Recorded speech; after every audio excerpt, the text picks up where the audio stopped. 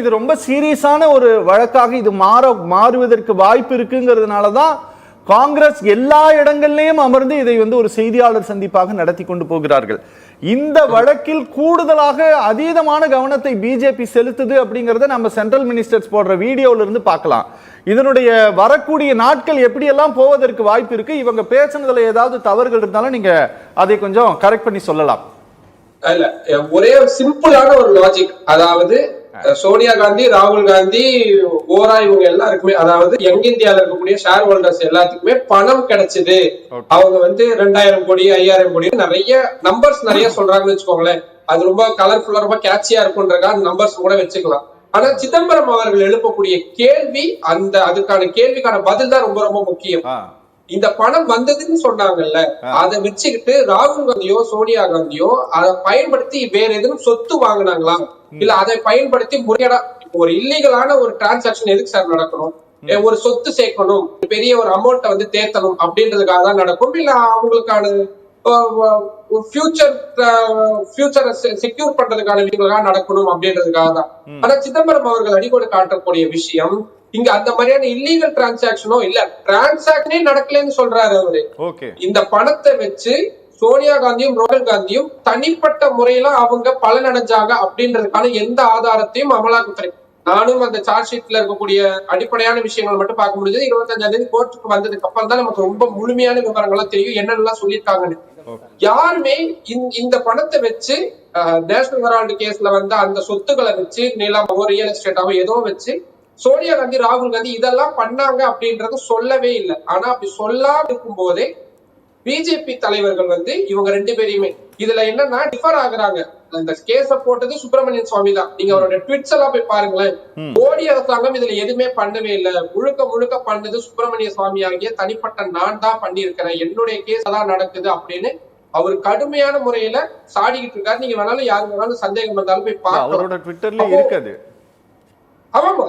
அதனால இப்போ இது நீங்க நம்மளோட இன்னைக்கு தலைப்பே பழிவாங்க பயன்படுத்தப்படுகிறதா அமலாக்கத்துறைன்னு வரும் பொழுதுதான் அதுக்குள்ள நம்ம ஸ்டிக் டு தட், அந்த டாபிக் உள்ள நிக்கணும்னா நீங்க நேஷனல் ஹெரால்ட மட்டும் விட்டுட்டு மத்த இடத்துக்குள்ள கொஞ்சம் வைடராவும் பார்க்க வேண்டியதா இருக்கு.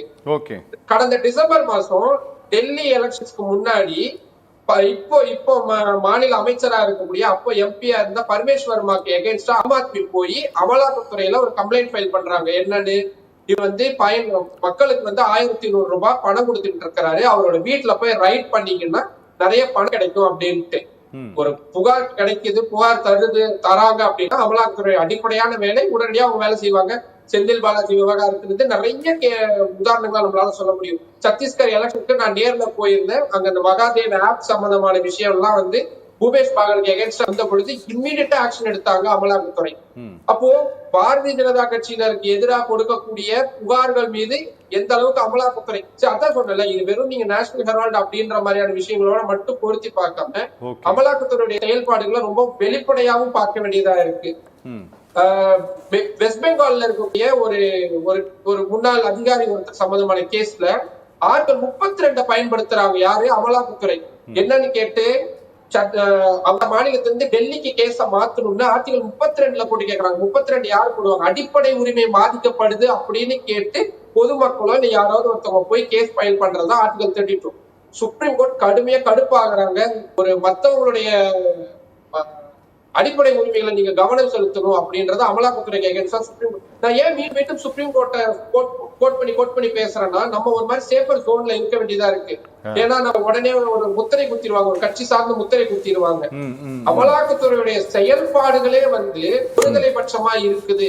இப்ப மக்களுக்கு ஏன் இது மேல ஒரு சந்தேகம் வருது? காங்கிரஸ் கட்சி தப்பு பண்ணதாவே இருந்தாலும் கூட இதை பழிவாங்கும் நடவடிக்கை நம்ம ஏன் டாபிக் எடுத்து டிபேட் எடுத்து பேசுறோம் அப்படின்னா, அமலாக்கத்துறையுடைய கடந்த கால செயல்பாடுகள், இப்பவும் இருக்கக்கூடிய செயல்பாடுகள், இனி வரக்கூடிய நாட்களையும் அவங்களோட செயல்பாடுகள் அப்படிதான் இருக்க போகுது அப்படின்றதுனாலதான் அவங்களுடைய அந்த ஸ்ட்ராட்டஜியை மாத்தாத வரைக்கும் ஒரு பாஜகவுக்கு ஆதரவு நிலைப்பாடு கொண்ட ஒரு அமைப்பு அமலாக்கத்துறை இருக்கிறாங்க அப்படின்ற முகத்தை அவங்களே மாத்தாத வரைக்கும் எதுவுமே மாற போறது இல்ல. நாளைக்கு கன்விக்ஷனே வந்தாலும் கூட அந்த சந்தேக கண்ணோட்டத்தோட தான் எல்லாருமே பார்க்க வேண்டியதா மாறும்.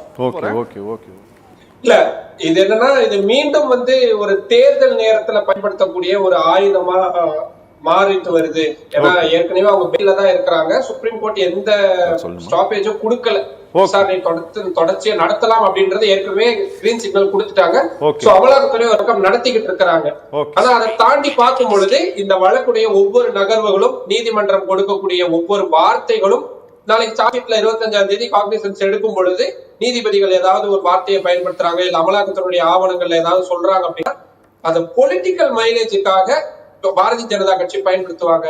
பாரதிய ஜனதா கட்சி அமலாக்கத்துறையை பயன்படுத்துறாங்கன்னு சொல்லி காங்கிரஸ் உள்ளிட்ட எதிர்கட்சிகள் அட்டாக் பண்றதுக்கு. சோ இது வந்து பொலிட்டிக்கலா அவங்களுக்கு ஒரு டாக் ஆஃப் தி ஒரு டிபேட்டுக்கான விஷயமா தொடர்ச்சியா இருப்போகுது அப்படின்றதுல மாற்று கருத்தே இல்ல. பட் இதுல அடி வாங்குறது அமலாக்கத்துறையுடைய நம்பகத்தன்மை தான் அப்படின்றத பார்க்க வேண்டியது.